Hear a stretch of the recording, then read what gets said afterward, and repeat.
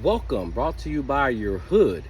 Survival man, gray man, survivalist, bushcraft, camping from the hood. Brought to you by Pedro. Okay, so now we have my kit. This is a survival kit that I got from Walmart, from Ozark. Got a lot of stuff in there.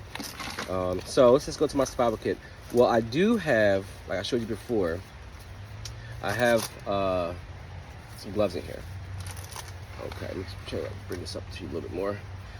And in here, this is where I keep, this is my lighter, another lighter source, fire source, lighting source. And I wrapped around it fishing line. So my fishing line is wrapped around it. I wrap it around it, wrap it around, wrap it around. My stuff gets discombobulated from like trying to show people. People think I'm crazy, I swear to God.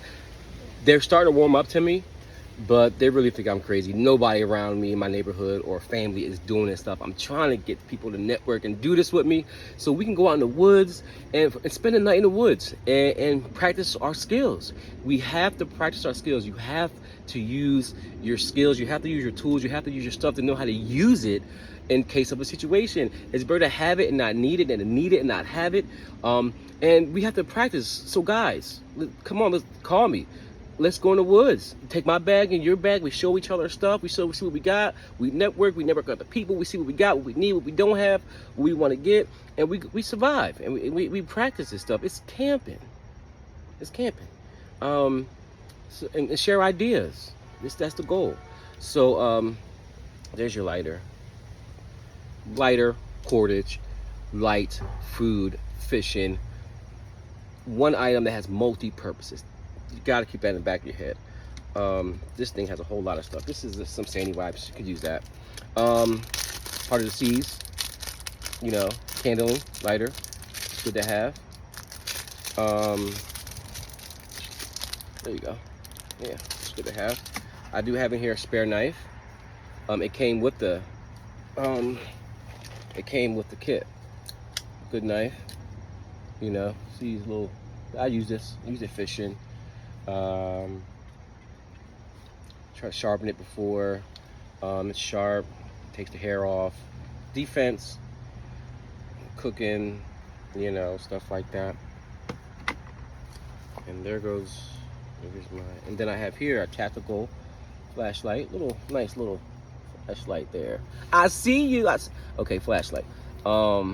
Tactical flashlight, and you can change the trajectory of the light with that. Clips right here. It's good to have that somewhere close by. You don't really want it in there when you're out in the bush. You want it somewhere where you can reach. We also have a pocket tool. This all came in the case. Pocket tool. What this thing has on there is a lot of stuff on there. Multifunctional. It has a can opener, knife edge, screwdriver, ruler, cap opener, 4-position wrench for various size nuts and bolt heads, butterfly wrench, saw blade, direction, ancillary indication, 2-position wrench, lanyard hole key ring hole. And half that stuff I don't know what it is, but that's your multi-tool. This right here I probably wouldn't keep in my bag either. I would put this in my wallet, keep this close by. Multi-function and multi-purposes, small, lightweight, fits anywhere. You know, good place to put it. Wallet, ladies, because the ladies are doing this too, guys. Step it up. Put it in your wallet. Thin, fits anywhere. Paracord, and inside that is a bunch of different lines and stuff you can use for your tent. You can use for fishing. You can use for maybe maintenance or sewing something.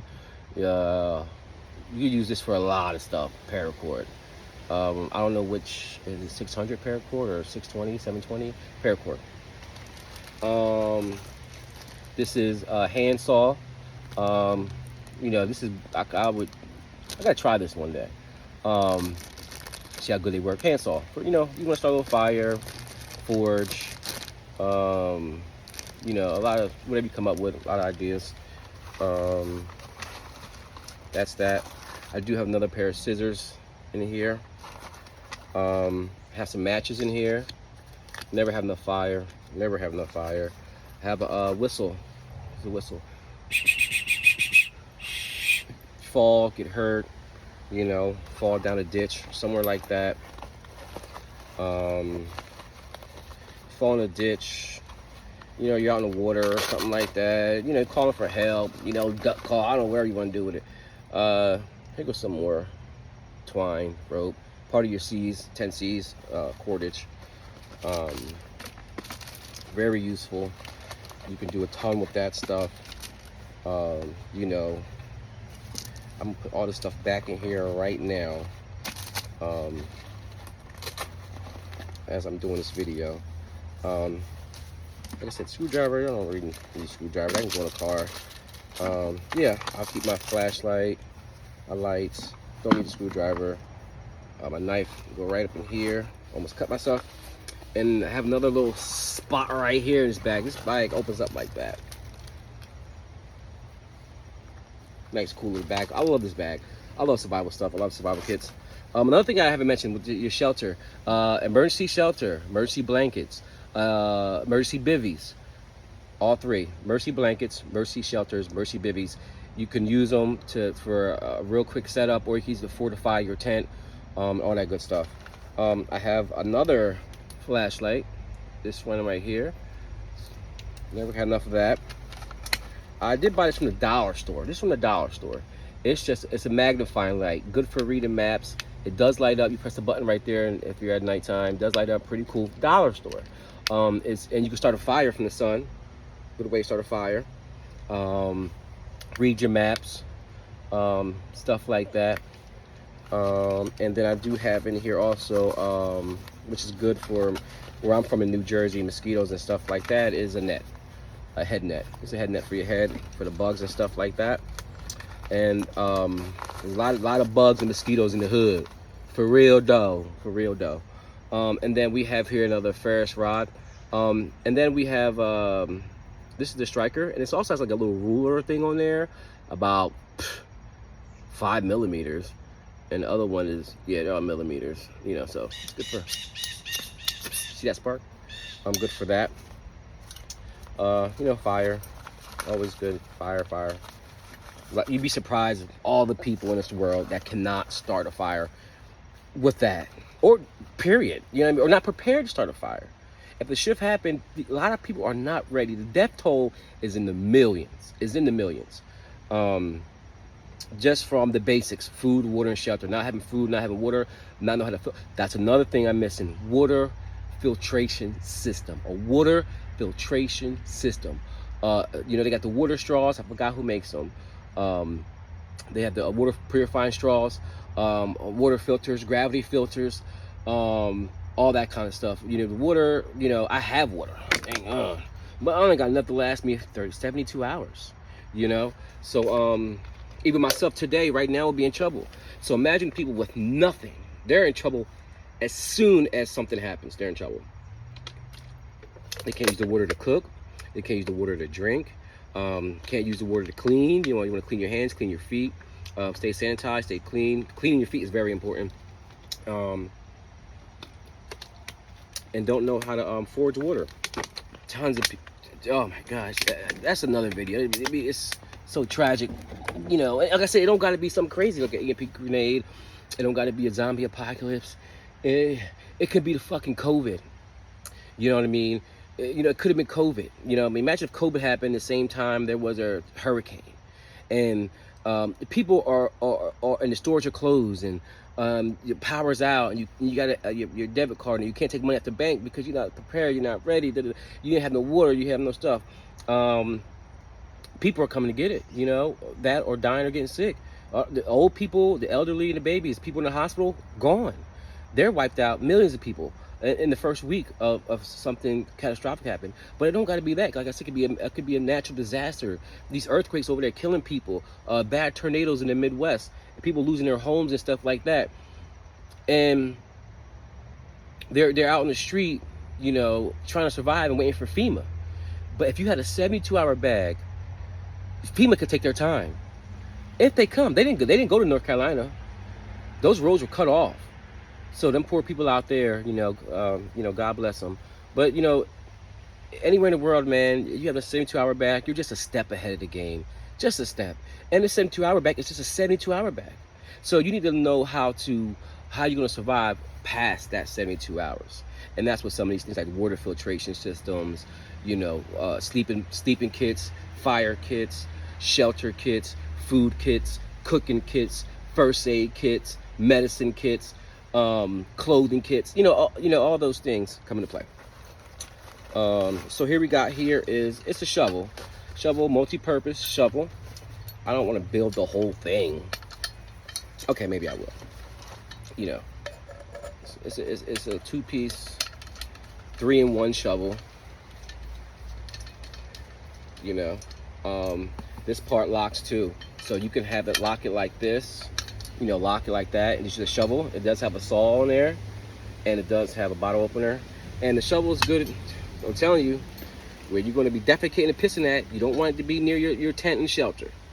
You know what I mean? A lot of people got sick in World War I just from the sanitation issues that they were having. They were pissing and shooting right around. They were right outside their tent, and it builds up, and the heat is turning up, and it gets funky, and it just makes you sick. It gets into the ground. It's bad. So you want to go far away, dig a hole, shit, piss, stuff like that. It also has a spike on there if I want to, lock it this way. This is the lock it right here.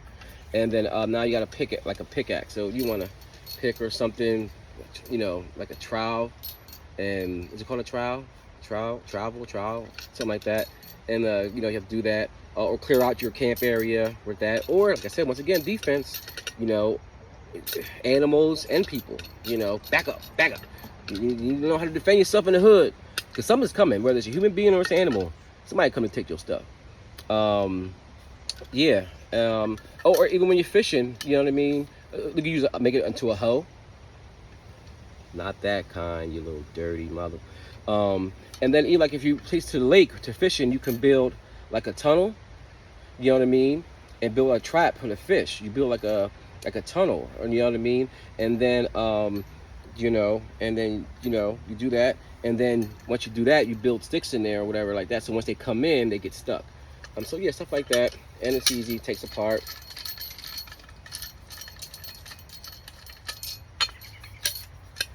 Two pieces, fits right in my bag. Yo, so many people thought I was nuts. I've been doing these bug out demonstrations. I used to have a ton of stuff. But if I'm moving around and stuff like that, I had a ton of stuff. I went to my brother's house, it all went missing. Remember I told you, don't tell nobody what you got. All my stuff, 50 pounds of stuff went missing. I'm not saying he took it, but I believe somebody did. He said he can't find it nowhere. I had a bunch of stuff. Oh my God, the stuff I've lost. I had everything. Now I'm just down to this stuff, starting all over again from square one. Martha, I need your help. With some stuff that you got that I can use. And let's network. Let's have meetings. Let's go see each other. Let's go set up a little camping spot. Let's go practice. Let's go to Woodbine, to Lake Numby, and find a little site and just practice. I want to do stuff like that. Come on now. Help a brother out. And so that is this little survival bag thing right here. All right. Now it's another 10-minute video. I try not to make these too long and bore you. I'm at 13 right now. So now I'm gonna do one more last part, and that's gonna be my first aid kit. And I'm not gonna break that down too much. It's got a lot of stuff in there, but I'll show you. Be right back. Brought to you by Pedro from the Hood, your local survival hood bushcrafter, your hood survivalist, your hood bushcraft. I don't got nothing here bushcraft, but I want to though. Your carving kits, carving knives, stuff like that, so you could build chairs and tables and stuff like that. There's a lot of stuff. Your bandana, your wax canvases, your wax tarp. Bushcrafting is another thing I don't have here. Like I said, I'm starting from the beginning. I lost all my stuff, or did I?